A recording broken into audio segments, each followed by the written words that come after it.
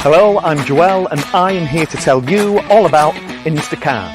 Instacam is an amazing card at any number, it's easy to do and it gets amazing reactions every single time. I swear. That is not normal. You need to go on. Two spectators think of a digit. The two digits are put together to form a number between 1 and 52. Have you got a number? Yes. Have you got a number? For the first time, what is your number? The number 3. And what is your number? The number 7. We put them together and we create 37. Then you count down that very number which has been selected by your spectators. In fact, would you do me a favour? You're going to do the counting. Hold your hand out for me. Sorry. I'm not going to change the order of these. Are you left or right-handed? Left. Oh, you're left-handed. You freak. Hold on to this. All the best people. You're going to count down. Don't turn them over. Just deal them down like this. 1. Go for it. 2, 3, 4, 5, 6, 7, 8, 9, 10. You arrive to one single card, and that card you arrive to matches your prediction perfectly. You've arrived to one card. Okay. Turn it over and show everybody what it is. Yeah, and you. And me. Yeah. It's the 4 of spades. Show it to the camera. It's the 4 of spades. My prediction is underneath that glass. Okay. If that is a 4 of spades, you would all agree, Shannon, that would be a miracle. Very difficult. You picked the wrong person. I was going to say I picked the wrong person, haven't I? Shannon, I don't want to touch it. Would you turn it over, show it to the world? It is indeed. Thank you. And then, as an extra kick, you turn over the entire pack and show that every single card is blank. They are all the same, but every card's different. Turn them over. All of them, every single card. Every card in the pack is blank. You're doing a good job there. All of these. No, turn them all over at the same time, simultaneously and together. Every card in the pack is blank. And that one. That was the only number you could have said. Thank you. Thank you. There we go. It's clean, it's easy to do, and right at the end of the effect, every single card is completely examinable. There's no memory work, there's no stats, there are no funny weird moves, there's no strange processes or anything like that, there's no rough and smooth. It's a regular packet of playing cards and it gets killer reactions. The more amazing thing, look, every single card in the pack. Yeah, it's 4s. What blank. is going on there? Why is it blank? I thought it were 4s. That is unreal. Check if they're Have a look. That is They're amazing, regular cards, right? honestly. Nah, they ain't called that, are they? Yeah. Wow. Nice to meet you all, thank you. Oh, well done. Thanks for your help. honestly. Cheers, Well thank you. done. Oh, Well nice one. done. Thank you, glad you liked it. You're well not making me sleep tonight, are you?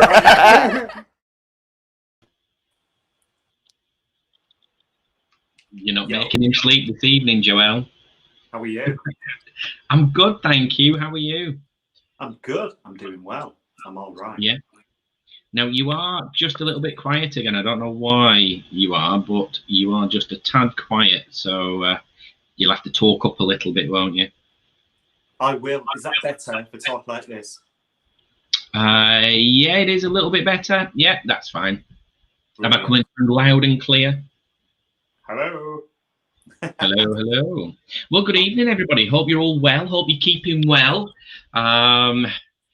We've had lots of news regarding sort of the industry and all that sort of thing this week, haven't we? And everybody's a bit down in the dumps, I think. So we're here to cheer you up, have a bit of fun, have a giggle. Yay! We're here to bring 2021. That's what we're doing. 2021. We're not going to leave until 2021. We're going to just do a live stream right through. We're going to take you right through. Yeah. Well, I'm guessing everybody's going to be around New Year's Eve, aren't we? My gig's cancelled New Year's Eve. So should we do something like this New Year's Eve? When did they cancel?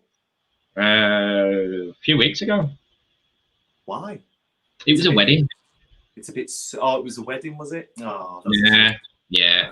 But I think, I don't know. I think even sort of the bigger parties, I mean, everybody complained for the last God knows how many years. Oh, New Year's Eve, it's expensive. It's 4 deep at the bar. Won't be this year. Exactly, yeah. Yeah, they'll be like, oh, well, I can get to the bar, it'll be fine. So, yeah. So, oh, Dean James just put is. There you go, is.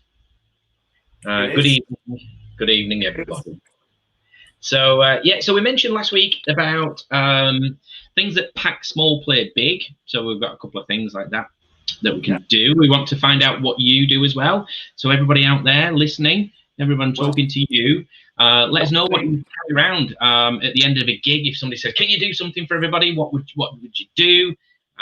There's obviously lots of effects we can do. We've just got, I mean, I can't do all the big, you know, if I was to do something, see, this is my, you know, that's your space. Yeah, my space. This is my space just here. Yeah, it was quite funny that we both actually genuinely came up with the same trick for a pack small, play big. Yeah. I'm not going to say what it is, but it's something that I've seen a magician perform for a power show, and it played really big. It's something that I've never put into like my actual, well, the Vanishing Cabaret show. It never made it in that. Really? Yeah, but I do have a routine with it that is really, really nice. I composed a bit of music for it and performed it to that. I did it in my live show on Monday, just gone. Sorry, no, the previous Monday. I did it in like a live show to the track as well. And it's amazing. It finished on time, but it's also a trick that you can perform, you know, up close at a table. And it's, I would say it's one of the, well, I think you should do it. Should we go straight into it? Shall we do it? Shall we just go straight into it and do it? Yeah, why not? Does everybody want to see a little bit of magic? Shall we? Yes, we do. David said hello. Hi all. Here we are again. As always, looking forward to what you've got going on to show us. Yeah, I mean, I there's a couple of effects that I do that I do imagination coins. Yeah, imagination coins is good. But there's always stuff I carry with me.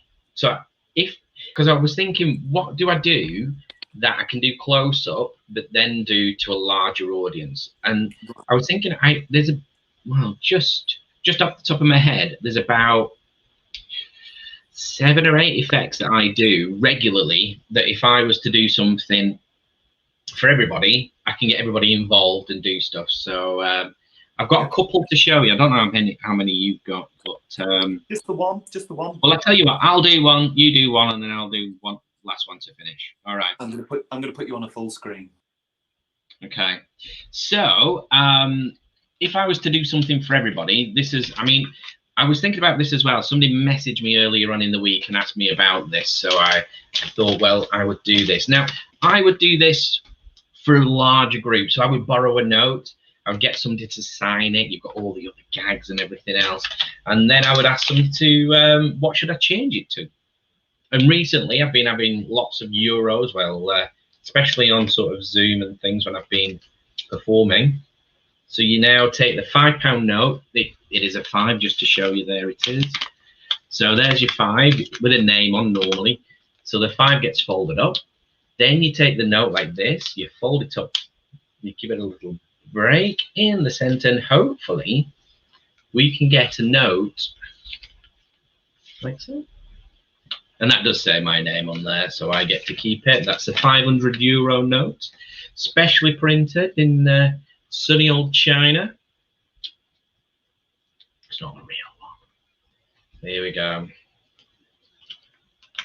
There we go. So that's one of the effects I would do that plays big, because I always carry them with me. There we go. It's brilliant. So, it's brilliant. No sleep. It does. In fact, it packs so small. It's ridiculously small, right? Yeah, but it's packed small, play big. It's amazing. Yeah. I'll show you all my my little entrance piece in a moment, if you like, into the pack small, play big. Okay.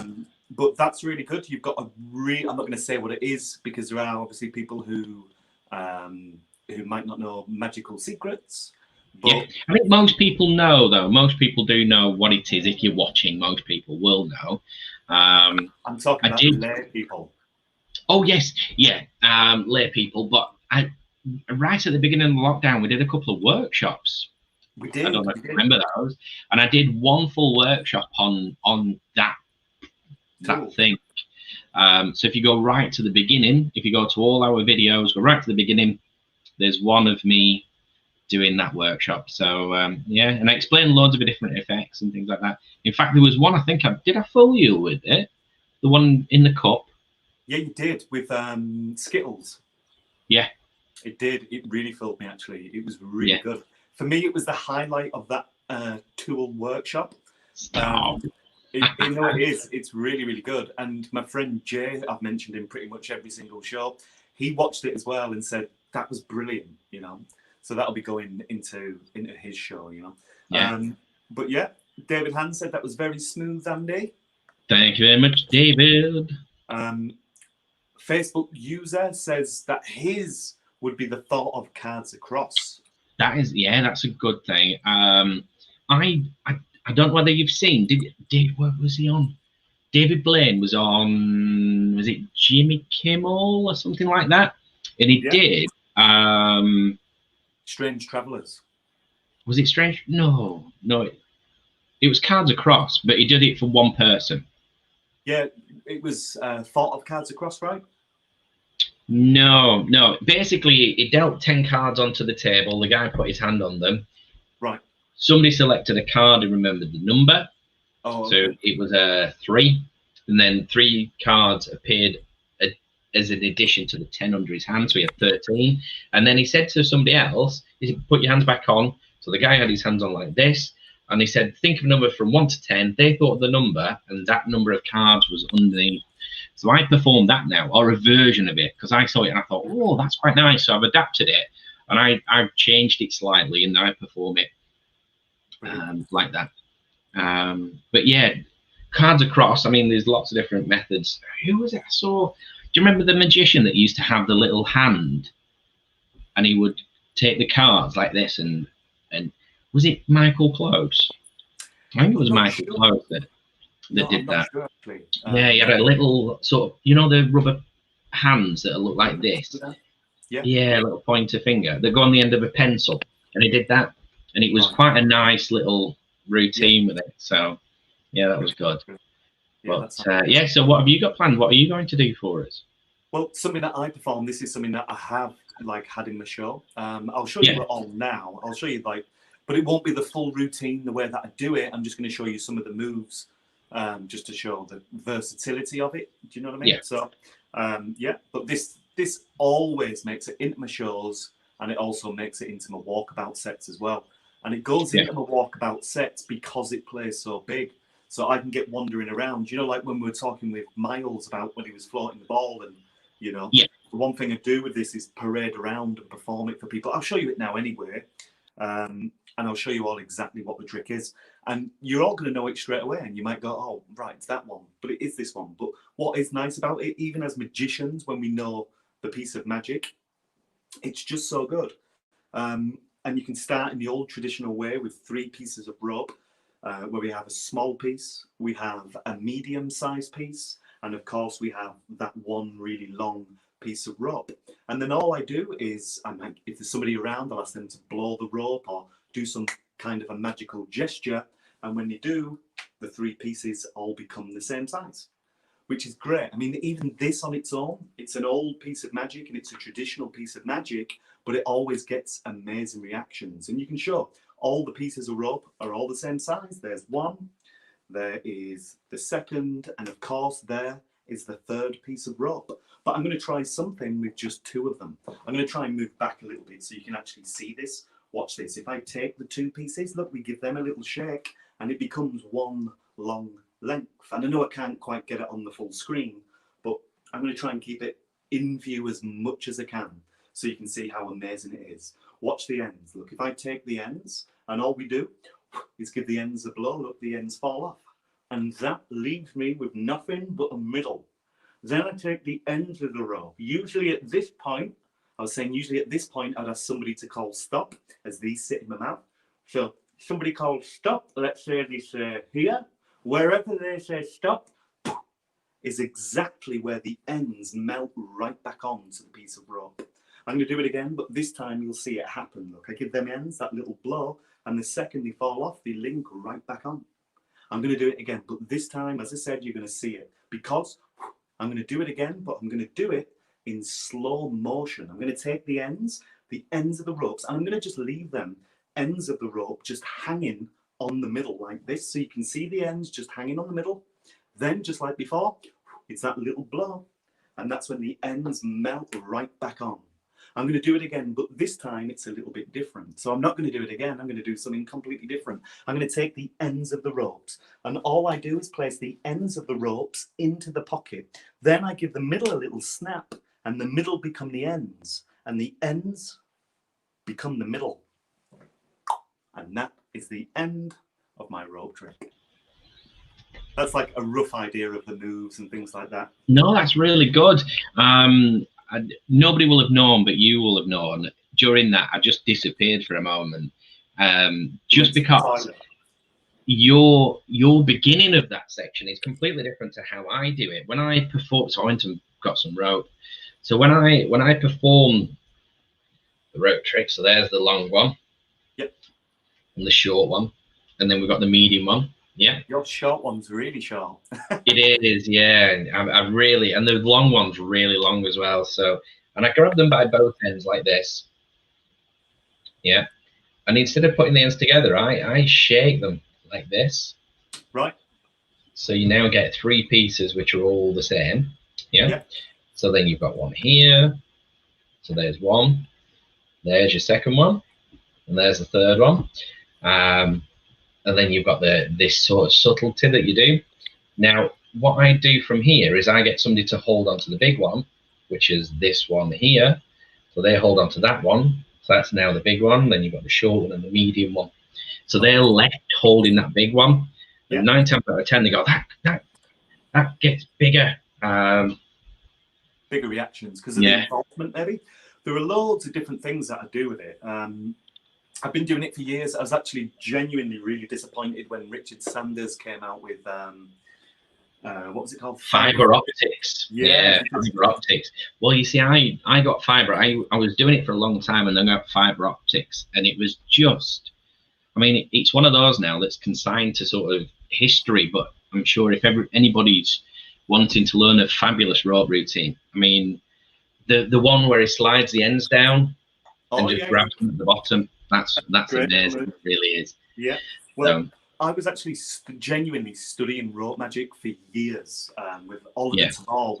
We've always loved rope magic, and we studied books and all sorts of things. I'll see if I can get that in. I can like that. Yeah. That's what it does. Yeah. The one move that I really like is this, where you pull it off.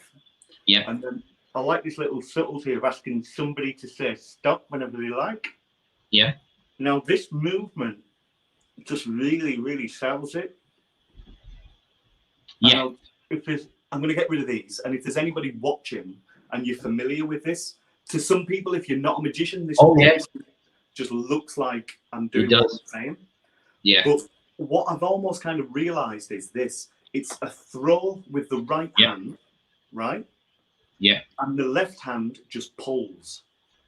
And what you can get with that, when you get that going, you mimic this hand and you mimic them, and it just adds that bit of freedom. Yeah. I mean, I know what you're doing, and it genuinely looks like you're showing the entirety of the rope. It really does. So cool. Yeah. I've also got this other little bit that I do where once everybody is clapping, and I'll then go into this position where I set this up, right? Yeah. And everybody's just generally just amazed with what's gone on. So what I do is I explain, I take the ends off and I'm going to put them back on, but this time I'm going to leave them hanging. Then you give them a blow and they melt back on. Yeah. Which looks great, right? Yeah. And then I just instantly give that out to be examined straight away. That's nice. And it's just a fake. It's like I haven't done anything. What I've actually done is just set this up. Yeah. Yeah. And so in the moment, in the sort of offbeat, you've set it up, and act like you pluck them off and say I'll put them back on, and then I do it visually, and then you get it out, and then it's really almost like every single element of it has been examined. Do you see what I mean? I also like Shu Ogawa's take on it as well, where he starts with one really long length. Yes. So he skips the small, medium, and large. I keep that in. I just like, I like the routine anyway. Yeah, like that on its it own is. gets I mean, such great reactions. Yeah, and I get lots of comedy out of it and all sorts. And you know, what was I going to show? Oh, I mean, I do stuff like this where, I mean, it's a nothing of a thing, but you basically you tie a knot in the rope without letting go of the ends, like this. Yeah. All right. And I'll hand them out and I'll say there's a hole in it. That's how it works. You see, you've got to find it. That's how I work it out. That's the length of it. So it's just there. So when you throw, you've now got a knot in the end. And it's a really, really old effect, but done as part of everything else. People take the rope and then they're trying to sort of, and they do all sorts. So it's all these little things that you can add in, make that routine just so much better. Yeah, so there we go. So it's there, and this is the hand. This is the hand that's doing the dirty work. This one. So even in full view, it still doesn't look like you're doing anything really. You're just letting go, grabbing the end. If people don't know, so you go over your wrist. So like this. I'm just going to put so you you're on going to go, Andy. Yeah. I'm just going to put you on full screen whilst you're doing Okay. this. Yeah. I'm going to look for a video because I've got my little intro from a rope. Okay. So just to show you, so there you go. So that's better. So my right hand goes over my left like this. You're going to go in this bit which is closest to me, and then round the one that's away from my body in a figure of 8. Yeah. So you go in, back round, and then round this one here. What you're going to do is this hand lets go and just grabs this bit here like this, and then you just make a knot like this. Yep. So it's just a simple little effect, really. But again, it's, if you get that annoying person at the table and you're like, do this, here, look, it's easy, come on, you do it, and they're like this, and I say, look, go like this, copy me, there you go, and you've got a knot in the rope, and they're there for ages just trying to do it, and then you can do the one-handed knots and all that sort of thing, where you can put extra knots in, like this, with one hand, but yeah, you can do all sorts with it. So the other effect I was going to show you, this is an effect that Joelle and I both carry around with us, and if anything, if we need to perform anything larger, so any piece of music, some nice music, some people perform this with a candle and that sort of thing. I do this whilst, especially online at the moment, I'm lecturing on Zoom meetings, how to do a good Zoom meeting. So I'll say you start at the beginning and you end at the end, and the middle's in the middle. But each Zoom meeting is made up of tiny little bits, and we're going to cover those today. So each one of these little bits is important. On its own, it's okay, but it's not really too important. But when you put it all together like this, it creates one wonderful, exciting, exhilarating, can't say exhilarating. So we take it like this. We create a little bundle of joy, and we're going to insert that into our Zoom show like this. So this goes right into our Zoom show, and once it's all created, it looks like a lovely piece of string. So that's Gypsy thread, basically. If you don't know what Gypsy thread is, there's lots of work on it, and I script it obviously for different occasions and that sort of thing. So there you go. Hello, Joelle. Hello, looks brilliant. I can't find the video that I was talking about. You're not finding it? But yeah, mine was the Gypsy thread as well, as we spoke about. I had my thread here, and it's a good job because I said to you before we came on the show, I said, let's not tell each other what we're going to do. And then I saw you twiddling about with your thread, and I kind of then said, I was going to do the same trick. Oh, no. But I can't find the video that I've just uploaded a little video, but I have found an old video. Do you want to see it? Go on, let's have a look. This is about 5 years old. Right, okay. And it was an So idea that you look extremely young, do you? I really don't know how I look. But I wrote the song myself, that's what I do know, and it's terrible, so I shouldn't really claim that. Should I play it? Yeah, let's see it. Let's see it.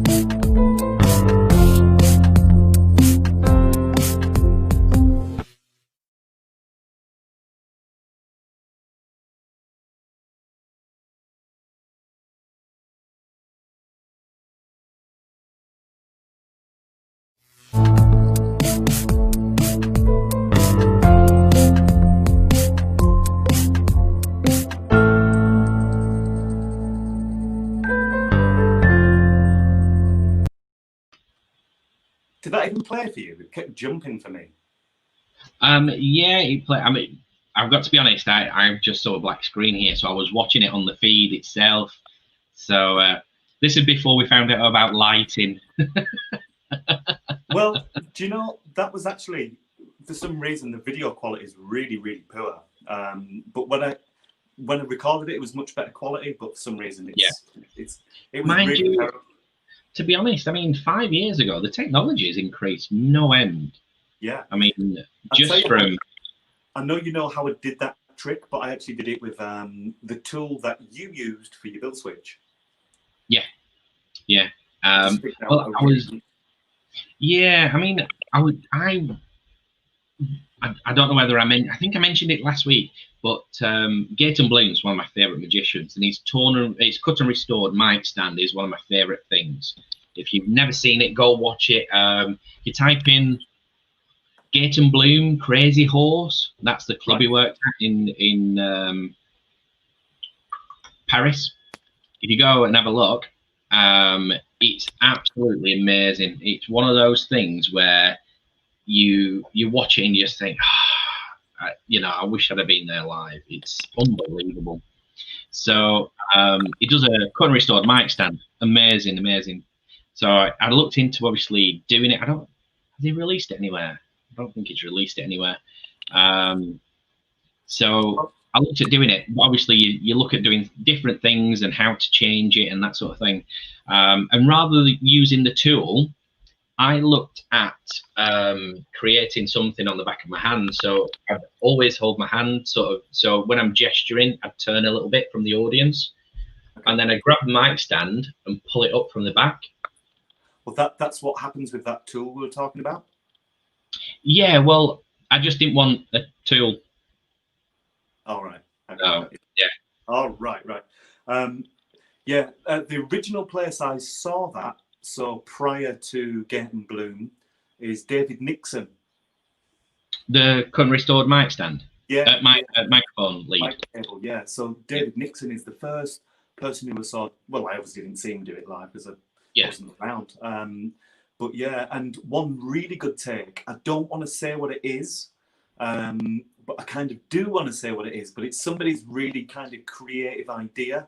Matt, a guy who I've known for years, a magician called Matt Coleman. I don't know if you've come across him, Andy. Yeah. Matt Coleman. He's got a brilliant take. So it's, I don't want to say what it is. I don't want to give any clues to what it is. Maybe I should. Does it matter? No. I don't know if it's his idea. Right, I'm going to tell you. And Matt, I do apologise. But he put it online himself. And it was, he got booked for a Christmas switch on. Right.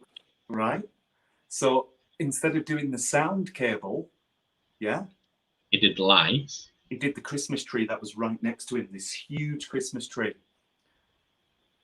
And he picked up the wire and he cut the wire and the lights went out. Yeah. And it all went with zoom. And it was like this, I wasn't really meant to do that kind of thing. And then he picks it up and he restores the Christmas wire and the lights come back on. And that was basically it. But it's just brilliant idea. Creative idea, different take, you know, rather than using sound. It was something visual. Yeah. Whoa. Lance Bowen. Lance. Hello, Lance. Lance got a giant tip here. Right, yeah. I've got to say, Lance, this is the longest message anybody has ever sent into one of these Magic Jams. I perused it. Basically, it says instead of using tape, use a small bit of glue. I've got to be honest, I use the tape. I mean, the reason you got tape on those is I got them here and you took the road. So I always use tape. I always seem to find it gives it an end. Yeah, absolutely. For 20 years, I've genuinely always just took the ends into each other, used a needle or a pen, and it's lasted a long time. But what I've been finding is that these make it so much more visual. You know, because and it also adds to the illusion.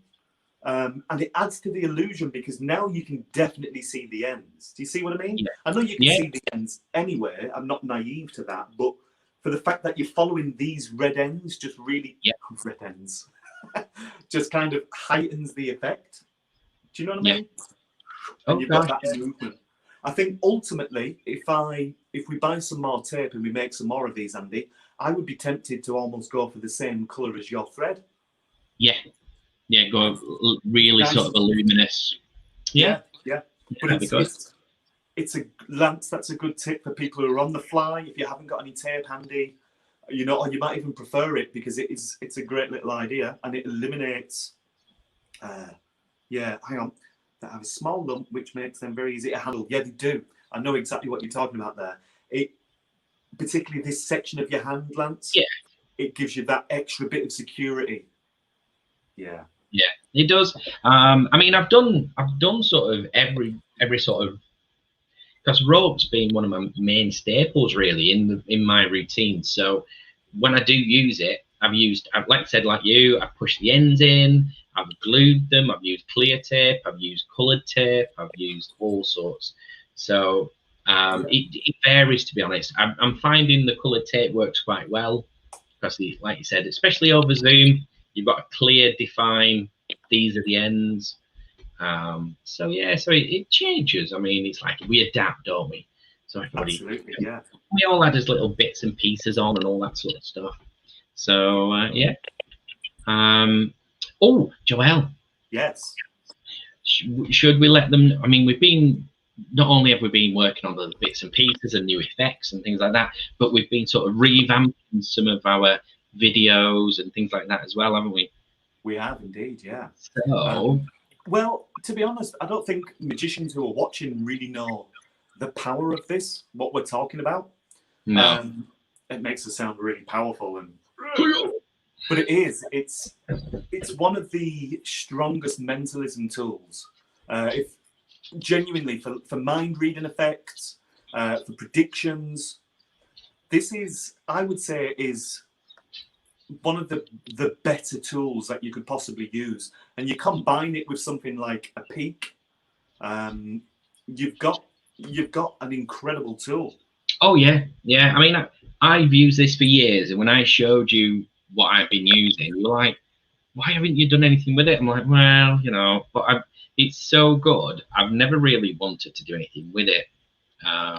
You wanted to keep it to yourself? Yeah, pretty much. Absolutely. So shall we show them? Yeah, this is Mythic.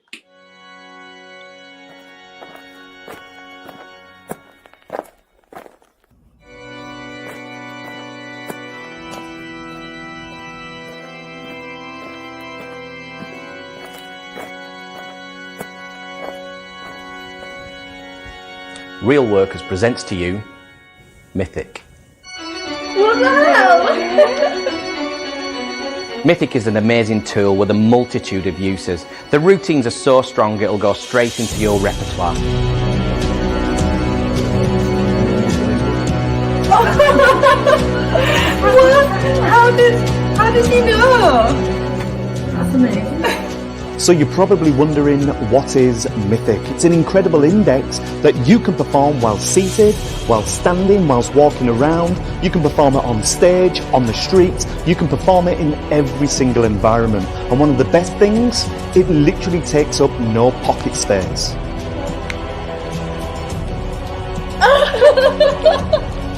Is it real?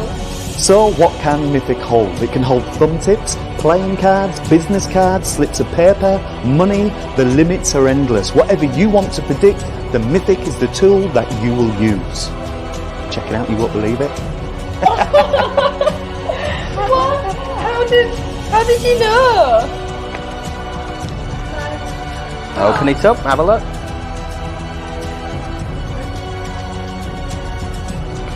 Wow! You can perform Mythic anytime, any place, anywhere.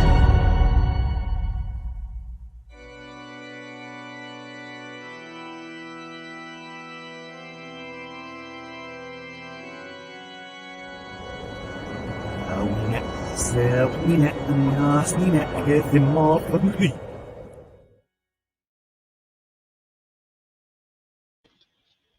dramatic. He was. Shall we set a challenge? Anybody that can understand the last bit as it rewinds, what it says, I'll send them a free deck of cards. So that is Mythic. What I really like about it is the way that you use it, in the sense that when I perform with it, I've always done my routines very much in my hands, and you know that I perform a lot of mentalism and mind reading. So when I'm walking about, I'm holding a prediction in my fingertips, and I'll ask somebody. One of my routines, as an example, is my take on the positive negative, where I ask somebody to imagine what these are, and they tell me that they're coins, and then I ask them to pick one of the coins. They toss it up in the air. They tell me if it's on heads or tails. So they'll say they've picked out a 50p piece. They say it's on heads, and then when I open up my prediction, it says the 50p is on heads. So mine's very much in my hands. And what I like about some of your routines is that you almost, let's talk about it. It's an index, but you've got techniques where you use the index. Bear in mind, it takes up no pocket space, but you use the index in a different kind of way, that you load it on people. So one of the reactions there is you're doing your card under watch routine. Yeah. And then that in their mind, because they've made their decisions and it's happened, it's already happened, and that card is underneath their watch or wherever you decide to plant it or whatever. It's just amazing, because it's not on you, so it could have never been on you because it came from their decisions that they've only just made. Does that make sense? Oh gosh, yeah. I mean, with something like that, I mean, because you were filming, and after we'd finished filming, even you said you didn't see me load it under the watch, and I do it when because she sat down in one position. I said, "Oh, can I just move you over this way? And can you sit over there?" That's right. And I loaded it underneath then, and then I'm like one ahead, like a good 10 minutes before I even need to reveal it. Yeah. And because they've got that time misdirection, it just flies. And you know, whether you do a psi force or whether you do a regular force, but one of the things when I'm working, because I'm always giving out cards, assigning them and doing all sorts, I'll just go through the cards and I'll go, right, okay, because I know all the cards are in the index, but I'll just double check. I'll go, right, okay, right, I've got that card, and I just go to the index, and that's the card under the watch, rather than having to go the other way around. So you know, nothing worse than loading a card under a watch and then going, hang on a minute, oh, I can't find the card, and then you have to do some sort of matching a pair up and things like that. So we've had a question from Gideon, who's asking how many spaces are in the index. Okay, but we supply 24 in one. If you want the full one, you buy two, but if you want two, just let us know and we'll sort it out for you. So it's a full deck minus the aces, so 48 cards. But I always equivocate the aces out. So I'll say, in a moment, you're going to choose a card. If it's an ace or something like that, don't worry about it. Everybody always picks an ace, and then we go down those lines. But I always have the aces in different pockets anyway, just in case. Yeah. So you've got 48. That's it. So we, as Andy says, we provide it with 24 outs, but it's not just playing cards that it can hold. There's a lot more that you can put in there. You can put folded business cards, obviously. But it's made of a really nice black, what would you call it? It's almost like a lycra, so it's got a stretch on it. So you can put thumb tips into it. Yeah, you can. You can load thumb tips into it. You can do billets. You can do all sorts. And it's not only that. I think one thing that we need to say here is this index doesn't go in your pockets. No. It doesn't go in any of your pockets, right? No, I mean, you could have a card. It doesn't go in your suit jacket or anything like that. So all your pocket space, all your suit jacket, everything is completely free. And that includes 24 ounce. But what you can do with your 24 ounce, you can have 24 ounce on one side, or you can have the 24 ounce on the other side, or you can have 12 and 12 on one side, one on the other. It goes on your belt. But it's nicer than just a clump of an index. It's very discreet and it's very subtle. In fact, Andy, I've got a performance of you performing this without a jacket on. Should we play it? Yeah, let's do it. So this is Andy performing Mythic. This was April. Was it April? Right, yeah, okay. It is. Gideon is asking, do you need a jacket? Well, nope. Gideon, your answer is right here. Hello, Joel. Hi, Andy. Hello, everybody out there. Now, I'm very excited to show you this. I'm going to do a card trick for you. I'm not going to use a full deck, half a deck, or even two. I'm going to use this one. Okay. Now, I've had this on the table before we started. You have? Joel? Yep. If you were to think of any playing card you like, what card would you go for? Any card I like? Anyone you like. Okay, I'll go for the three of hearts. The three of hearts? Yep. Is there a reason you picked the three? No reason at all. No reason whatsoever. If this was your card, how impressed would you be? Andy, there's no chance. What? One card and one card alone on the table all the time. Mate. Your three of hearts. That is amazing.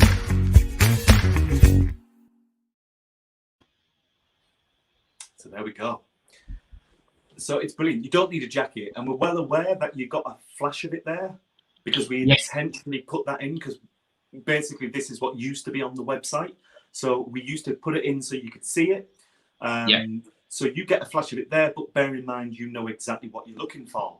Yeah. And what I really like about this, because of the material that's used, we had it almost on display there, so we were showing what you actually get with it.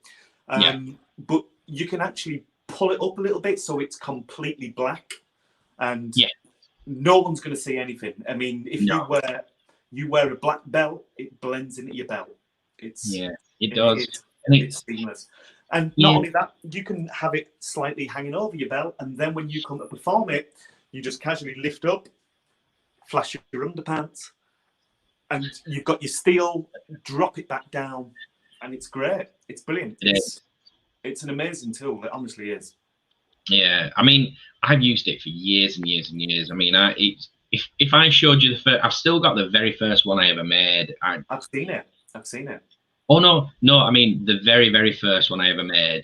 Like, oh right, okay. I made it out of plastic, and it was horrible, and it's taped together, and then went from there, and I got a prototype made, and then I went all over, and then finally I settled on, because I was going to get them made in leather originally, right? But there's no flexibility with it. You can't put different sizes of things in, you can't do thumb tips and all that sort of stuff, and I wanted something that was really a utility sort of thing where you could actually go, right, well, I could have a dozen cards in that one. On that one I can have thumb tips, on the one at the back I can have billets and all that sort of thing.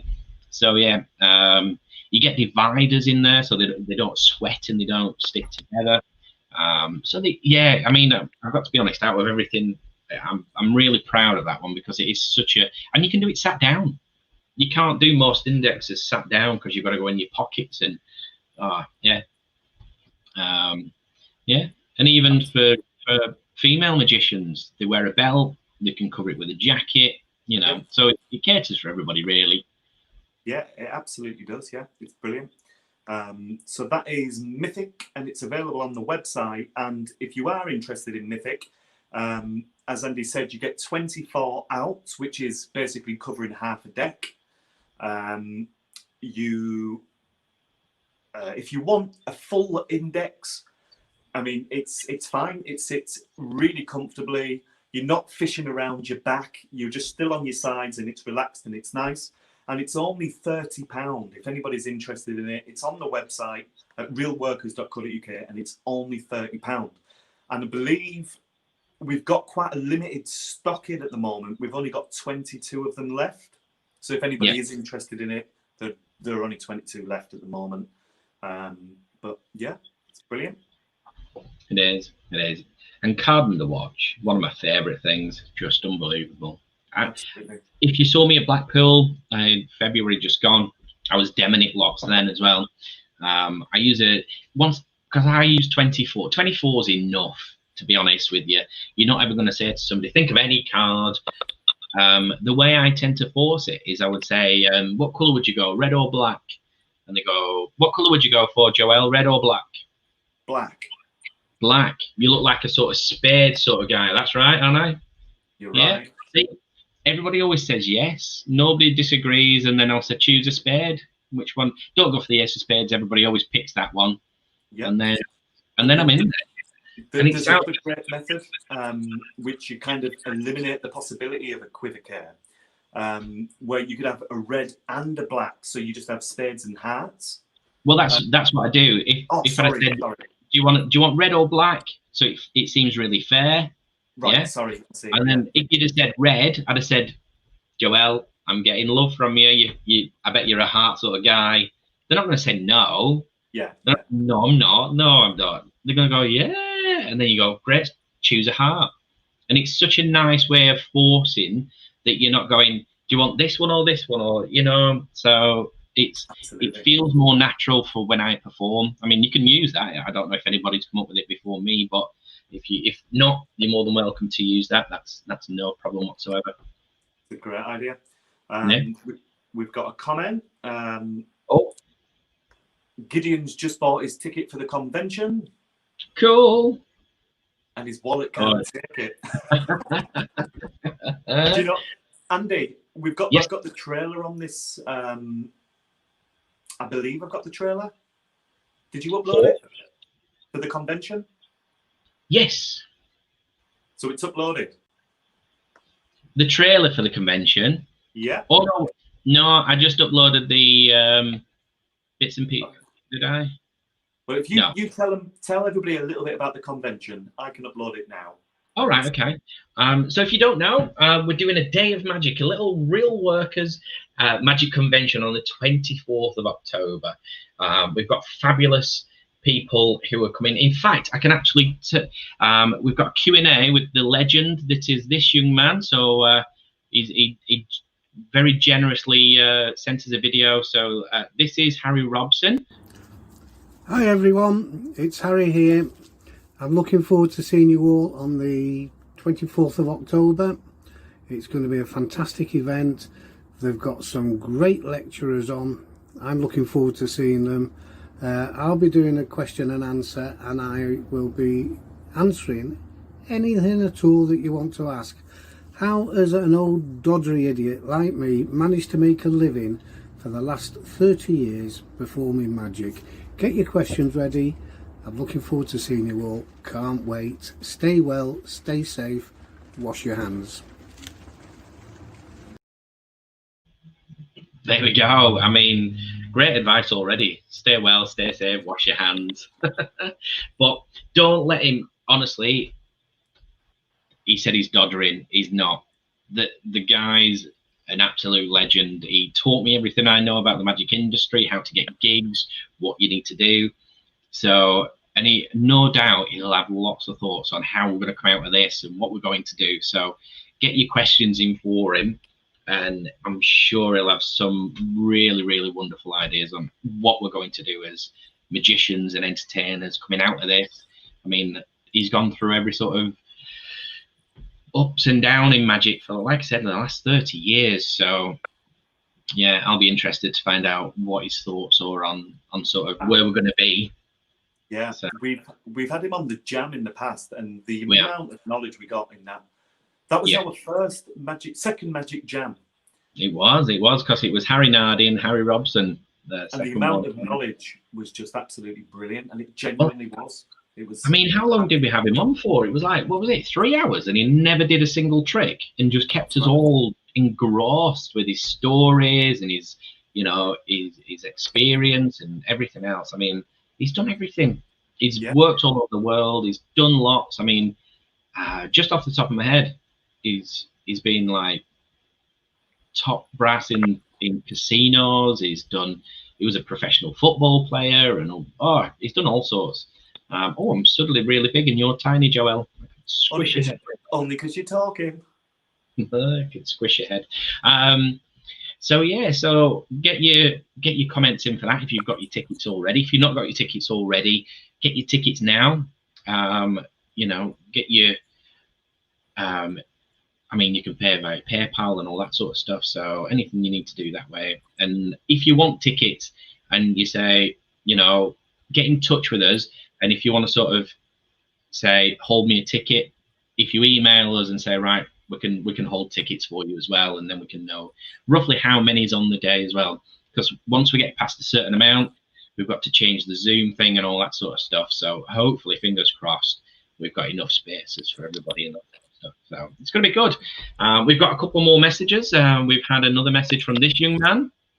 Hi, Mark Oberon here. Just to let you know that I'll be appearing at the Real Workers Magic Convention on the 24th of October, where I will lecture and perform. I'll be lecturing on some of my old effects, some of my new effects, and I'll be demonstrating some things that I've been working on during this lockdown period. So look forward to seeing you there. Which is going to be amazing.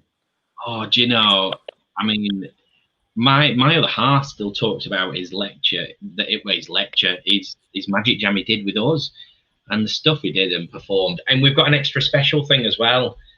Should we tell them? Yeah. Well, at the end of the day on the 24th of October, Mark's going to close the day by doing a 30-minute performance of stuff that he's not performed really anywhere else. So we've got new stuff from Mark. Even in his lecture, he said he's going to have new stuff for us as well. So it's going to be lots of stuff. Well, that's what he said on the video. He mentioned how he's got routines that he's been working on. And I've had a little chat with him on the phone a few days ago.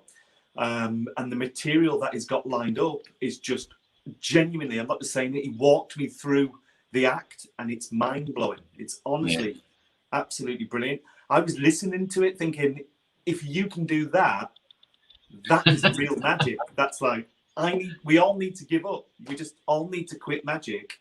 And I'm honestly, I can't wait to see it. It's going to be absolutely brilliant. Really excited about it. So, it is. Back so over cool. on the 24th of October, he's going to be performing an incredible performance. It's going to be, what would you call it, the cherry on the cake for the Real Workers Magic Convention. So we're going to have first time performance from Mark Oberon. On the 24th of October. So we've got 5 lecturers. So if you've not seen already, we've got Mark Oberon, Etienne Pradier, we've got Paul Gordon, we've got Mark Elsden and Miles Thornton, and then we've got Q&A with Harry, and then to close it all off, so realistically we're going to be talking about 8 o'clock-ish. We've not set exact timings yet, so between 8 and 8:30 you can settle down, get yourself a cup of tea and watch Mark Oberon perform magic, you know. So you could get this on your TV, watch it, get the family round and just enjoy a really, really amazing. I mean, we're crying out for really good magic on TV at the moment, and you know, Mark Oberon closing the show with 30 minutes of pure magic. It's going to be unbelievable. It really is. I'm so excited. I can't wait. I'm just like, it's Claire's birthday on Sunday. I've got to be honest, I'm more excited about the Jimmy Willis is mentioning Mark Oberon's Lincoln Rings. Oh God, yeah. I watched it back and I still don't know where that 3rd ring comes from. He's got 2 and then it's 3 and they're linked, and I have no idea. I don't know. I couldn't tell you. It just blows my mind. It just, So people, if you haven't got your tickets for the Real Workers Magic Convention on the 24th of October. Make sure you get yourself to the website. You can see it below. It's scrolling across there. It's realworkers.co.uk. And on the very first page there, you'll see a link to get yourself to the Convention Day of Magic. Make sure you come along. It's going to be a brilliant day. We're going to give it a real natural convention feel as well. You know, it's 2020. We're in this situation and we're doing our best to bring you real magic for magicians. And we're going to learn. We're going to have an incredible day of learning brilliant magic. So yeah. And in between each lecture, we're going to have little breakout rooms where you can still stay online. You can go into the rooms. You can chat with everybody that's already watched the lectures. You can talk about magic. We're going to have our friends in the magic industry, Kay Dyson and people like that, that are going to sort of be dropping in the rooms as well. Yeah, we'll be dropping in the rooms as well and just saying hello. And if anybody needs anything or wants anything, we can, you know, help out and do that sort of stuff. Work on stuff, anything. Will be so flexible on the day that, you know, if somebody then says, oh, you know, I've been working on the Elmsley account or I've been working on this, can we have 10 minutes doing that? We'll do whatever we need to do, because that's what a convention's for. You know, imagine being sat in the Ruskin and you come over to the table and you go, Andy, can you show me how to do this? That's what we're aiming to do. So, you know, that's, and those will be running in between each lecture. So it's going to be an hour lecture, give or take. Then it's going to be half an hour lecture, half an hour. Paul Gordon's got some fabulous material. He said he wants a bit longer than an hour. So we're going to let Paul run for as long as he wants to, really. So, yeah, so in between. And again, we are going to record it as well. So even if you don't get to watch it all on the day, you can then go back and watch it. And watch it at your leisure, and then just keep recapping and everything else. So that'll be good. I've just had Claire's just sent a message. She's upstairs in the office. She's working. She said she's more excited about Mark. Yeah, Mark's going to be on. Claire says birthdays come every year, but this one, and it won. Now we do have the permission to record people. Gideon is asking, have we got the permission to record everybody? It is going to be recorded, but it will not be available to people who haven't purchased tickets. Yeah. So you do have to purchase a ticket. It's only fair on the creators that, you know, that our plan is to pay everybody. We want everybody paying for their skills, their artists, the creativity, the performances, and the time that they're giving to us. Everybody's going to be paid. So.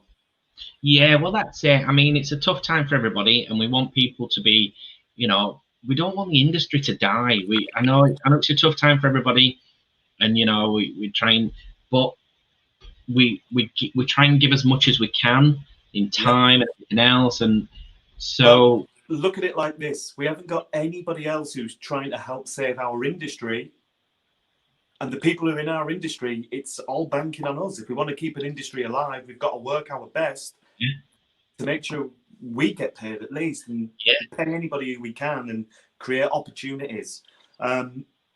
Jimmy Willis is asking if he works on a Saturday. Sorry, he works on a Saturday from 10:30 till 3. Will it be recorded to catch up? It will be recorded to catch up. Obviously, to only people who purchase their tickets in advance. So it will. Yeah, so after 3, you could join the lectures and watch them live, and then obviously go back and watch the earlier ones that you've missed. That'd be amazing.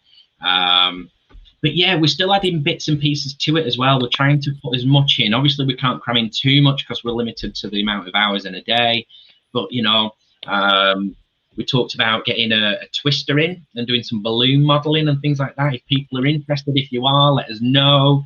If there's anything, I mean, we could even, would your friend Jay come and do some contact juggling for us and that sort of stuff, do you reckon? And well, I think Miles is going to be covering contact. Oh, is Miles all right? Yes, Miles is covering contact juggling.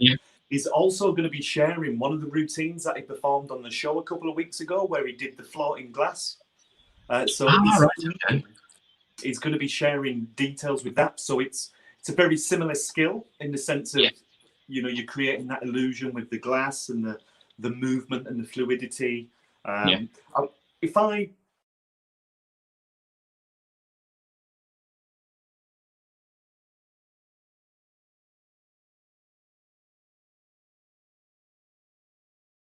Thornton, and we've got other magicians as well who are interested in coming along. Oh, now, Joel, what you did there, I don't know. You took us both out of the stream, so you kept on talking, but you didn't. So all we heard was Thornton. So. Oh, really? Oh, sorry. Yes. I was talking. I was showing you everybody who's on the lineup. Right. Okay. Yeah. Yeah. So, well, we've actually got a message from Miles himself as well. So this is Miles. Oh, now you see. Do you know I was saying to you earlier? I'm pressing my laptop, thinking it's a touchscreen, and it's not. Let me play it. I've done it. Hello, Miles Thornton here, and I just want to film a quick video to say I'm really looking forward to attending and lecturing at the Real Workers Online Convention. There's an amazing lineup of lecturers, and there's even jam rooms you get to meet and jam with new magicians, which is one of my favourite parts about the magic community. I'll be lecturing on the day, and I'll be teaching some old stuff with a wine glass, some new stuff with some coins, and you'll even get a sneak peek into my upcoming book. So I look forward to seeing you there. Let's have some fun. Bye. Excellent. There you go. It's full of brilliant ideas, and I've seen some of Miles's coin work, and the stuff he's got in his book is just unbelievable. Some of his philosophies on vanishing and appearing coins, right? Brilliant. And you've seen his work with you saw his finger routine where he uses his fingering routine, and the color changing Sharpie. That was amazing. That was really nice. Yeah, you can miss that explosion. Yeah, I think it was about an hour in, something like that, 40 minutes in. So it was around then. So you'll see it. When he's waving the Sharpie around, that's when you need to be looking at it. But it's amazing, it really is. Paul Knight's just saying that the love for magic will never die. No, it won't. But it will sort of die a little bit if we let these people come out of magic and go into other areas of industry and not create as much and not spend as much time performing and that sort of thing. We're going to lose ideas that we might necessarily need. You know, I mean, I used to say that in 6 months, Etienne Friday is going to come up with the best effect ever. And if he went and got a job, you know, selling baguettes, then who knows, it would never come around. So, you know, we need to obviously support everybody and keep everybody. I mean, you know, it's as it stands at the moment, you know, we do these and we do lectures and we do all sorts, and we try and do as much as we can. But again, with these sorts of things, we like to sort of make sure everybody else is okay as well. So that's why we're sort of, you know, we could put on a day of magic and Joel and I could run it, but then we wanted to bring you more, really. So that's why and then obviously we want to appreciate the time, because it's not just the time on the day. I've spoke to sort of Harry, and he's planning and prepping and stuff, and he doesn't want to know any of the questions, but he's still prepping and sort of writing his ideas down and things like that, and stories that he can tell. So it's not just the hour on the day. It's a lot of time and prep that people put into it. So just to show your appreciation, really. Yeah. Also, Paul Gordon is going to be performing one of his routines that is only performable via Zoom or a web-based performance. So that's going to be really interesting. I love his work. He said he's going to be teaching a lot of his more quick-fire, hard-hitting, quick routines. And I've seen Paul Gordon lecture. Have you seen Paul Gordon lecture, Andy? It was a few years ago at Blackpool. Was it Blackpool? Brilliant. I think it was, yeah. I kind of think it was in the Spanish room for some reason. But I've got to be honest, I'm either very intoxicated or very tired at Blackpool. So my memory is not the best. Yeah, Paul Gordon has been a worker for years. He comes with a lot of very, very good practical tips. But he actually gave me one tip. I can't say what it is, because if he tips this, honestly, you're getting your money's worth, in the sense that I took this tip and it changed quite a bit of my perspective of when I'm performing for people. If you've seen him lecture, it's possible you've heard this bit of information from him. If you haven't, Sorry, if you're now thinking, what's that, then he didn't share it. But I'm going to talk to him about it and just see if he'll include it. And it's honestly one thing that I've carried with me genuinely. And I know it's easy for us to say this because we want people to come along to the convention. But this is one thing that I do in every walkabout and every show. In fact, you can go and watch live performances of me and you'll see me doing this one thing that I genuinely got from Paul Gordon. Oh, now I'm intrigued. Yeah. Well, when the camera goes off, I'm going to tell you what it is. Really? Oh, there you go. Yeah, it's brilliant. It's the best tip. The best tip. And it's the one thing that we should all be doing. And I remember when all of my magic friends, Paul Gordon had to leave, he got in his car and he left. Everybody said goodbye. He went on his way. And then me and all the magicians who were left over from watching his lecture, we all said the same thing. What a tip. Top tip. Yeah. And well, that's it. That's it. I mean, if you imagine, you know, you spend 20, 30 pounds on an effect that you can do an effect with, whereas, you know, for 45 pounds, a little bit less if you use the Real Workers discount, Real Workers 1 for your 10% off, you can use it. Oh yeah. Hang on. Oh, well, I can't really show that on here, can I? Basically, people, if you sign up to realworkers.co.uk, get yourselves a discount code, and it's a discount code for life. We've kept it running. We've kept our promise since we've started. We've always kept this discount code on the website. All you've got to do is join the mailing list. We give away free magic tricks, Easy Zoom. There's more. We've give away PDFs to learn free magic. We've got another trick which is coming soon, which is free. That's going to be next month. We had a section on the website which was 52 reveals, where we'd put different reveals on and things like that. Just something that you could make you think, oh, that'd be nice. I could reveal a card that way. So there's lots of stuff that we try and do and give you that way. And if you're lucky, we'll take Jimmy Willis's idea and teach you the juggling carrier bag routine. If you're not familiar with that, you're going to have to go back to episode 3 of the Magic Jam, and I couldn't stop laughing. Did you do it then? I think it was, yeah. Was it then? Crikey. Yeah. Episode 3, month 20 now, Joel. 20 weeks. 20 weeks we've done this. Jimmy's got a good memory. You'd think we'd be better at it by now.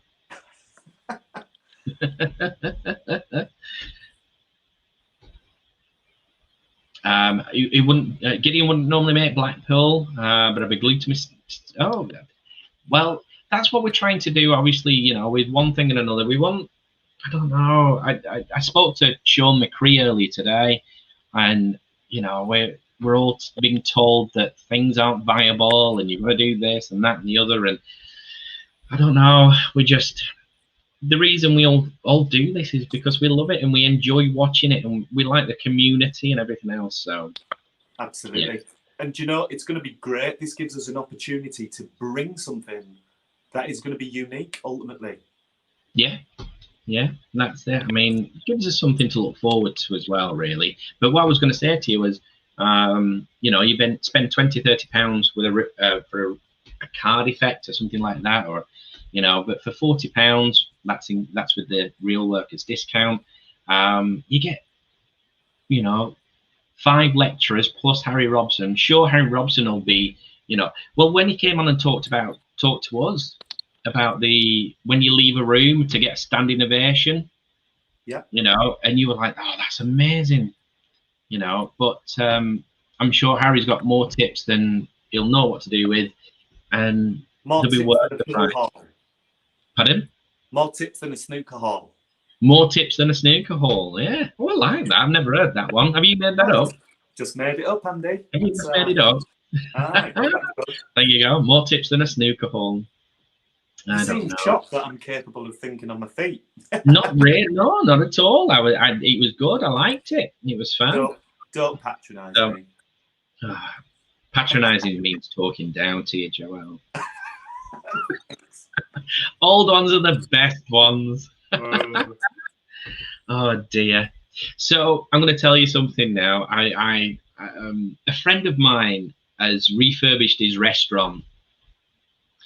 So as I was driving past a few weeks ago, I called in, and what he'd done, a really nice gesture. He'd made all the staff, he'd refurbished everything, new bar, new paint, new ceilings, everything, and he'd made all the guys that had worked on it a meal to say thank you and all that sort of stuff.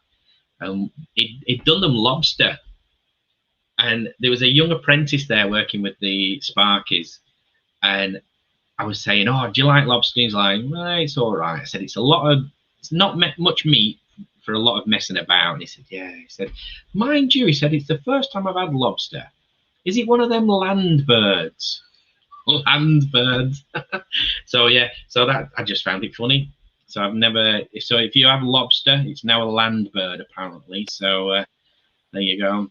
A land bird.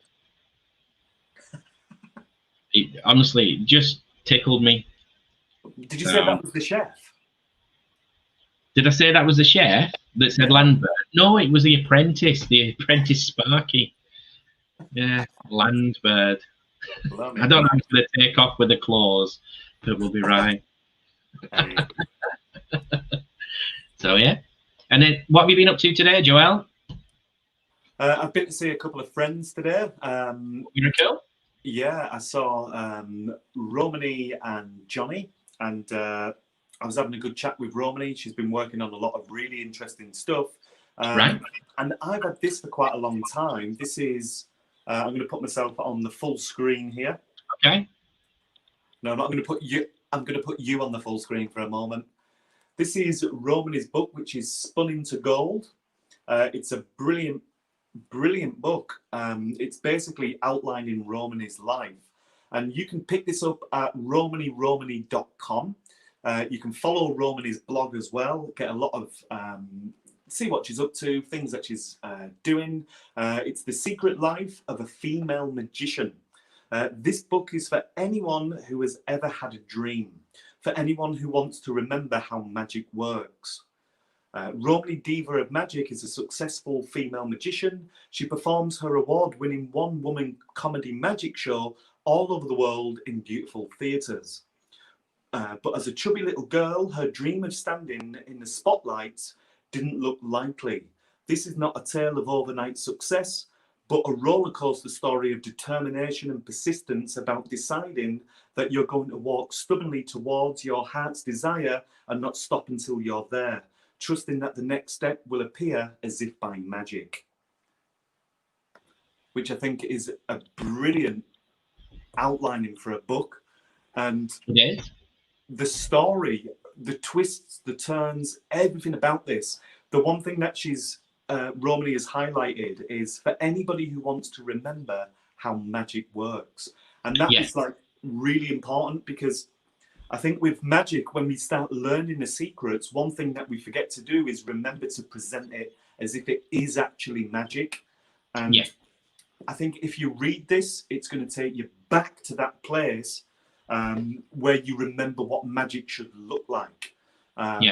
You know, and when you start to add in different weaves and different turns to your magic, you start to you start to almost show people what magic can feel like as well, rather than just what it should look like, if that makes sense.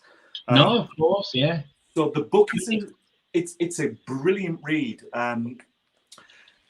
I mean, if you read quite a lot, you'll probably read through this in about 4 to 5 days. It's a thick book, so there's a lot to get through.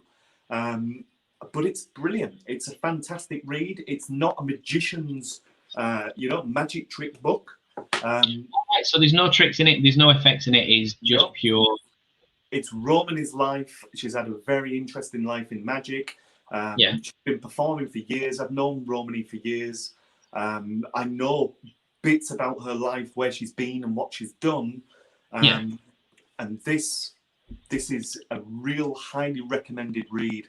You know, it's perfect. So if you can get yourself to romany.com, support Romany's work, and check it out. Very nice. Well, Joel, are you ready? I'm trying something. Can I put you on full screen? No, name a playing card, Joel. Any card? Yeah, anyone?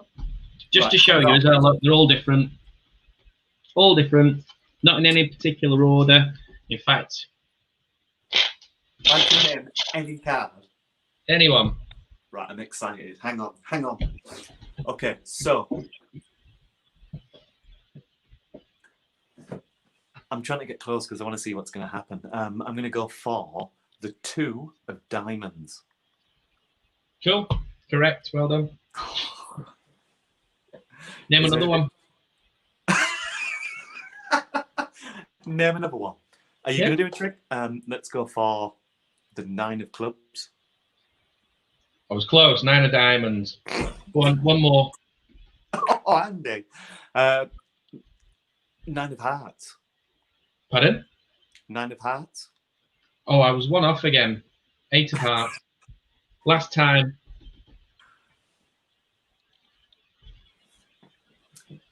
Let's go for the 7 of spades. Really? I thought you'd have said the Joker that time. The Joker. Well, I was one off again. It's the 8 of spades. You're good. You're good. So, That was yeah. great, Andy. Do you reckon? I'm practicing. Now, there's an old thing, Joel. I don't know whether. Sorry. Let's bring Gary on in a moment. Let's bring Gary on. Right. There's an old thing, and I don't know whether everybody knows about it, but most people will. But it's a really, really nice thing to do. Name 2 cards, Joel. Don't worry about the suits, just the cards. So if you wanted a 2 and an ace, you could have a 2 and an ace, or an ace and a jack, or an ace, whatever. Just name 2. And just tell me when to stop shuffling. Stop shuffling. What, there? Yep. Go on. What am I 2 gonna cards do you want? The 4 of hearts and the 8 of spades. No. So the 4 and the 8, that's all we need. 4 and an 8. 4 and an 8. Are you ready? Hello? Yeah. Wow. Yeah? That's great. Well done. So we've got... You patronised me earlier, so I'm patronising you back, right? We've got an important question here, Andy. This is from a friend of mine called Gary Bridgens. Go onto YouTube, search Gary Bridgens, showman, performer, entertainer.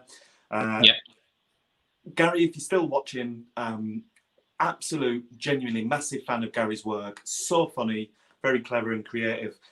He's saying, hello boys, Showman here, that isn't a magician, but sometimes dabbles and certainly wants to add a bit more into my festival variety show to support some of his storytelling routines.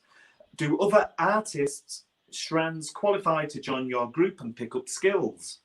He can't make the convention, as he actually has a gig on the 24th, and he's at Muncaster Castle, which is a place I performed at years ago. It's a great venue. Absolutely, Gary.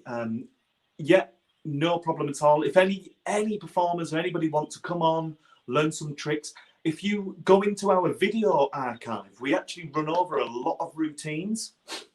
We run some workshops, so you'll see the images for them. So we run online workshops, and they're all completely free.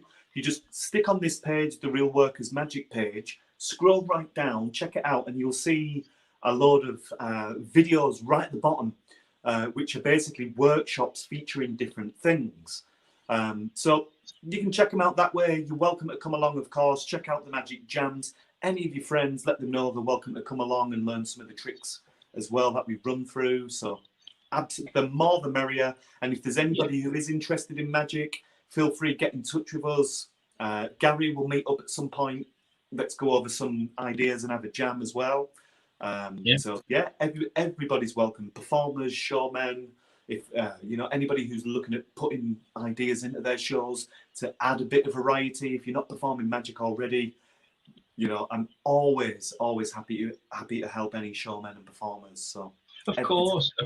I mean, and if you need anything, our email is ask@realworkers.co.uk. Get in touch. We'll answer whatever we can, and we can because this is the time we need to be pulling together and doing, don't we? We don't need to be sort of.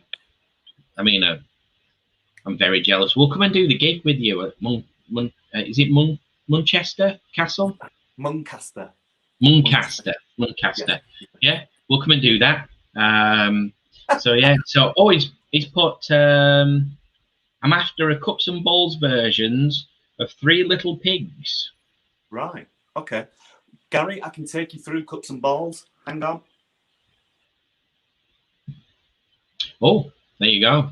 So he surprises with this full screen malarkey. So yeah, I've never seen a version of it with Three Little Pigs, but that'd be good.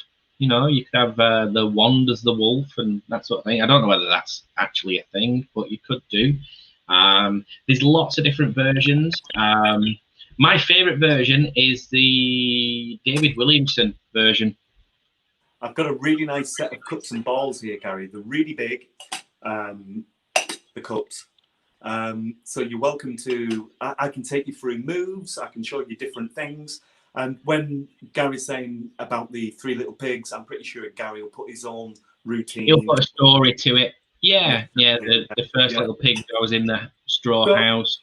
I've got the cups. I've also got an old traditional street style table that you're welcome to use. You can take these, you can use these as well, and I'll show you all the moves. We'll come up with ideas.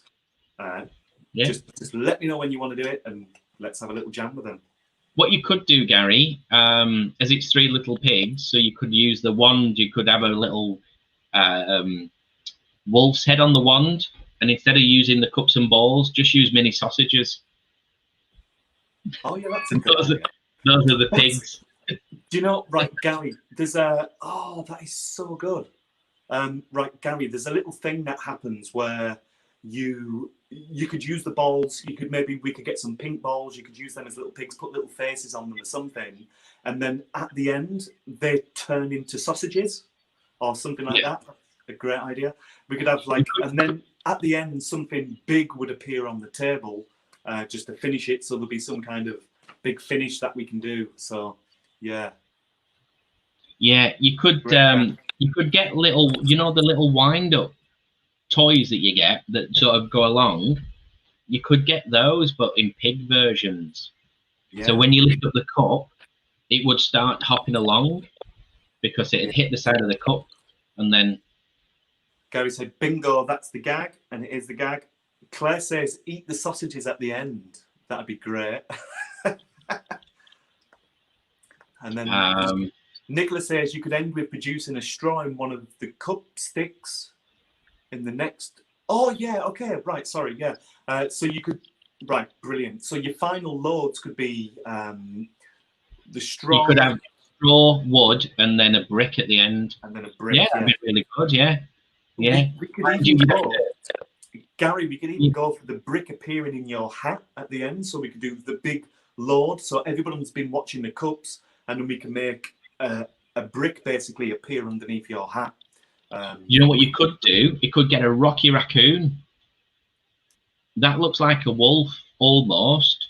Have that under his hat because it'd squash up. So you could have Rocky Raccoon under his hat. It'd squash up, and then it'd produce it out, and then he could go into a Rocky Raccoon. Yeah, you can get. Oh no, it's a fox version that you can get. You can get a fox, but decorate it up a little bit, and it'll look like a wolf. Yeah. I mean, you've got to be careful on your second load. I mean, under this, I'm going to produce some straw, and then, ladies and gentlemen, under this, I'm going to produce wood. You just be careful. Yeah, absolutely, yeah. And obviously, Gary's saying he'll try not to eat them before. Yeah, don't do that. No, don't play with your food. Hey. But yeah, that'd be good. Or meatballs. You could do meatballs and spaghetti. The little pot sausages, like the cocktail sausages, would look great. Yeah. And I'm trying to have a look to have like a toothpick and just pick it up and eat it or whatever. So yeah. Yeah, I was trying to have a look at his profile because he looked a bit like a chef, but he's not. So that's why I said the spaghetti meatballs. You could do can you imagine like the big Italian tash and the big cooking hat? Right. Well, what Gary's wearing there is, have you heard of tomfool? You know tomfoolery? Yes, yeah. Well, Gary is the current jester of Muncaster Castle, and Oh, the right. jacket he's wearing there is an original design of the Tom Fool Right. jacket. So Yeah. Tom Fool worked at Muncaster Castle and was the first jester. It's got a big big history in foolery and jesting. And to cut a long story short, Gary Bridgens is the current Fool of Muncaster Castle, I do believe. I think that's right. Yeah. Hey, that's good. There we go, yeah. So, yeah, Well, so there's loads of great ideas there. I mean, what could you use? I mean, would it be too much to make your cups look like snouts? Yeah, you could do. You could even we could make them up out of beakers, or we might even be able to find. In fact, you could probably. That's a really good idea. What you could do is get them masks. Yeah. With the elastic, and it turns your face into like a pig face or a bird. Yeah. You could get 3 of them and use them as the cups, maybe. Yeah, that's true. Yeah. Great idea. Yeah. I'm just having a little look there. Nicholas says, imagine the performer is actually the wolf in the story. So when he picks up each cup, which is the house, that the pig vanishes and moves to the next cup. Brilliant idea. That is true. Yeah, that's true. Gary, you've got to remember that, because I know the phase you're talking about there, Nicola. So that's brilliant. There's a phase within the routine, or a routine, that you can put in where the ball keeps vanishing and reappears under, and move it along until there's 3. So brilliant idea. Well, there's a lot of great ideas there. Great. I'm trying to think what you could have for your final load. I mean, I kept, because you've got the straw, the wood, and then I'm trying to think how the story ends. You could have a cooking pot, the big pots, because the wolf ends up in the cooking pot. So you could almost have that under the hat, and then you could have a wolf inside it. So instead of rabbit out of a hat, you could pull a wolf out of a pot. Brilliant. Great idea. Yeah. We could even somehow at the beginning vanish a wolf. Introduce the wolf at some point. The wolf vanishes and reappears somewhere else, or something along those lines. Yeah. Great idea. Unless Gary, Claire's got a great idea. If you wear the wolf hat of some sort with some ears, you could play the part of the wolf chasing the pigs around, and then he vanish, and it could be quite nice. But yeah, brilliant. Yeah, that'd be quite good. If you had Gary, you're gonna hate me now, and I'm sorry, but imagine if he had a pig's head on, and then over the top he had a wolf's head on. So it's the wolf throughout, and then imagine just dropping a cup on the floor, and you say, sorry, I'll just get it. And as you go down, you pull off the wolf's hat, come back up, and you're the pig. You could do almost like a quick change. Yeah. Well, that'd be good. Yeah, I don't want to go into Gary's act because it's his act, but he does a lot of changes like that within his show. Oh, does he? So all right, okay. Probably worked really, really well. So yeah, I was just going to say, I'm pretty sure he's already got the wolf hat, but he has. I've seen it. So he's already got the wolf hat. Great minds think alike, as he says. David Hand's got a really good idea there. That's brilliant. The dove pan could be the pot. Yeah. Brilliant. Yeah. So yeah, because you'd actually get the flame, wouldn't you? So you could light it, and then you'd get the. Yeah. Yeah. Brilliant. Charlie Robinson's got a cool idea. If you play the part of the wolf, you could have all 3 pigs under a cup and turn it into 3 bacon rashers and eat them to show the wolf aspect. You could change them visually as well. That's a great idea. You could do some nice visual changes, and yeah. What about for your final load out your hat? There's a bacon butty, and you just don't acknowledge it. And you're just like, what? Chomping away. And we love it, Nicola. Some great ideas. Thanks, everybody. Some good ideas. Yeah, no, that's amazing. So if anybody gets any more ideas, feel free, keep dropping them in, and we'll keep them there. You know, so lovely. Yeah, that'd be good. You could do it to the Werewolf of London song as well. Is that the what's that? Who's that? Is that? It's not the Jam. Who's that by? Oh, crikey.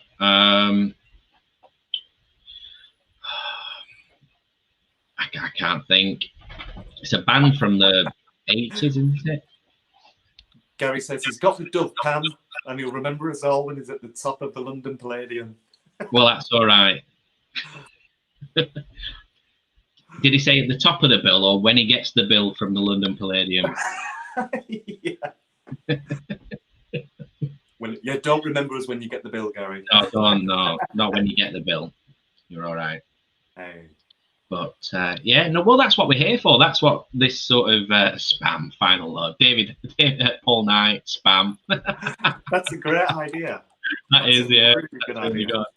I tell you what, if you keep introducing all these things like the bacon sandwich, the sausages, some spam, and it just goes A-wire. Is that the right word? A-wire? Yeah. Yeah, and everything just keeps appearing or whatever.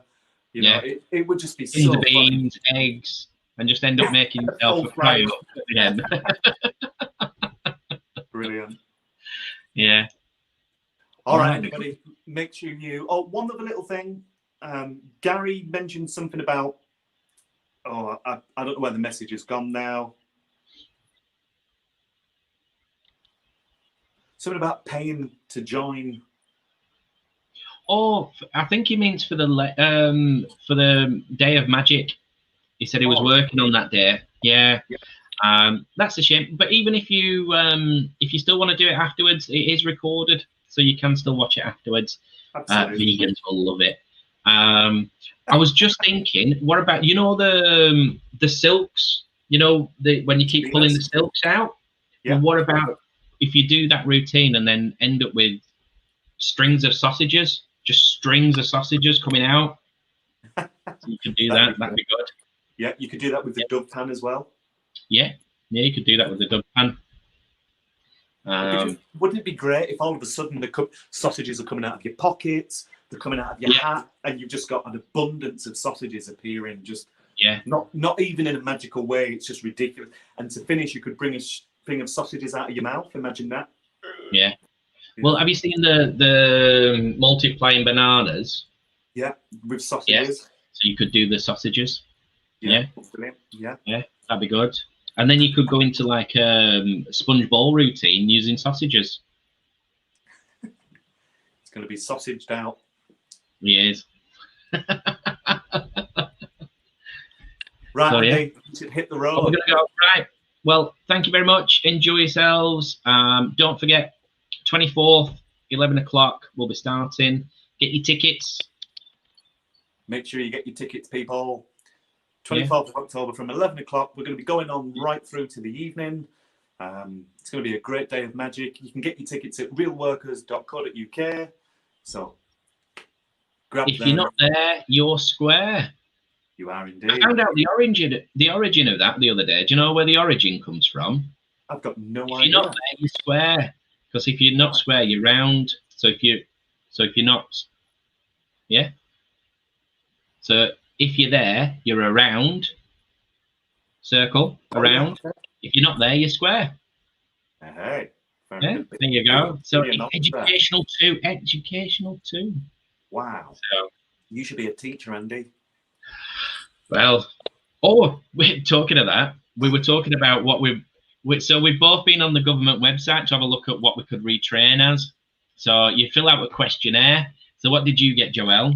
Oh, I got something ridiculous. Like I could work with animals. So animal caring. Yeah.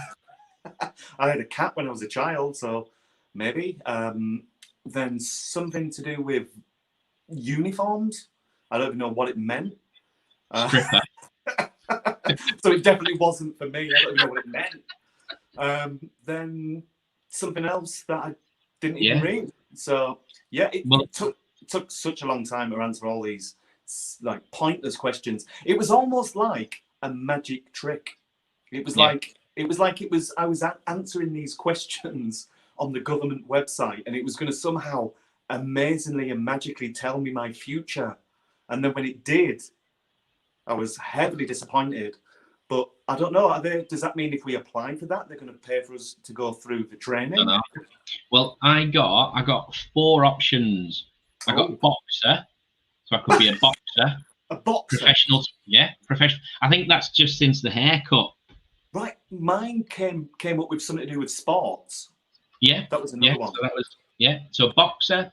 Then the second one, which I thought was hilarious. Hang on a minute. The government advised you to be a boxer. Yeah. Is this meant to be like some COVID advice website? Because surely it is, because that's what we're being told to retrain for. Yeah. So this must be some COVID advice. Yeah, there we go. And so we've still got boxers having matches right now? Well, you've got UFC, but they're not in front of anybody. They're all televised. Well, then surely if they can fight, why can't we go and show people magic tricks? Don't know. So the second one I got was entertainer. And I'm like, well, that's what I do anyway. So, and then I got police officer or MI5. So I could be a spy. So I might be the next. Now we just ruined it. Yeah, but it might be a double bluff. You never know. Did it tell you? Did it actually say that you could work for MI5? Yeah. Well, it said you should get in touch with them and tell them Boris Johnson sent you and you want the job. Hiya, Boris Johnson sent me. You could like turn up in a detective costume and be like, I am actually a secret spy. I work for the MI5. Boris, I'd want to be like the Pink Panther, though. That'd be good. Just bumble along. Right, Joelle, we shall let everybody have a lovely evening. Enjoy. Thank you ever so much. Thanks for your time. Don't forget to check out Mythic, the Real Workers Magic Convention Day, and we'll see you all next week. You won't see Andy next week. He'll be working for MI5. So it'll just be... You won't see me. You won't see you. It'll just be like the screen, like you there. It'll be blurred out. It'll be blurred out. It'll be like... You'll be talking to us on a walkie-talkie. Yeah, he's witness protection. It'll be fine. Deer Stalker, magnifying glass. Yeah, exactly, Dean. Deer Stalker. Yep. And I'll be like it. Paul Knight said he could be a train. Choo-choo.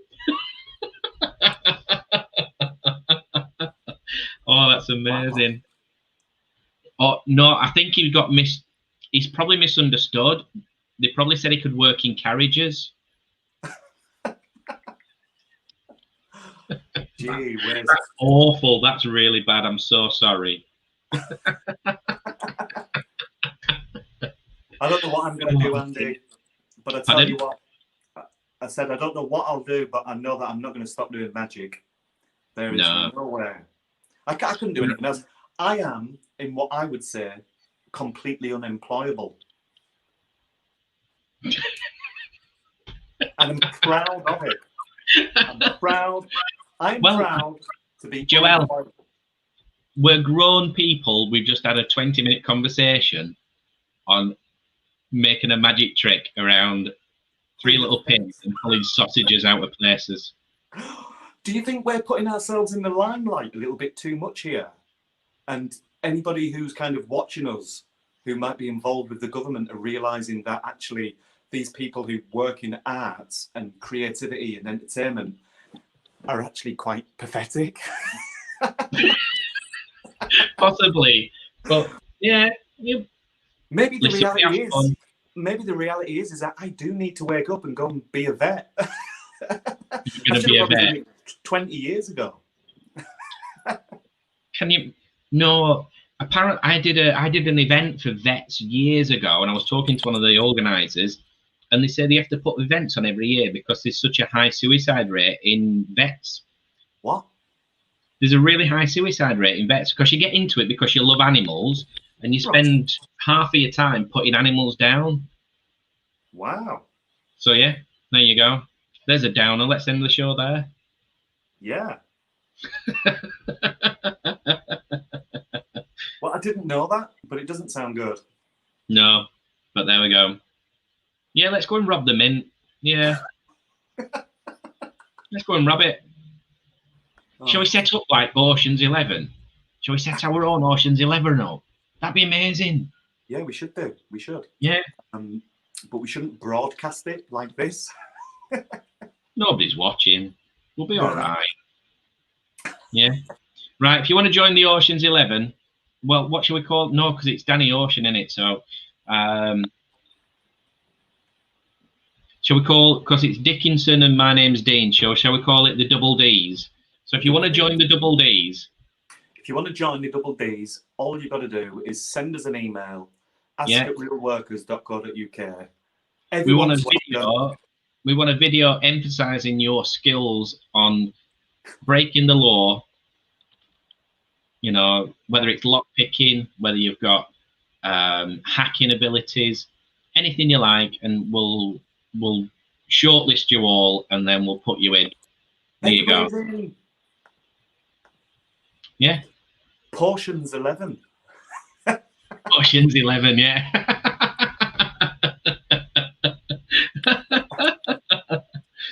Oh dear. Hey. Right, Andy, I'm going to leave you. Joel, see you all later. Thank you very much. Enjoy your evening. Take care. Look after yourselves, everybody. Bye. Bye. See you later.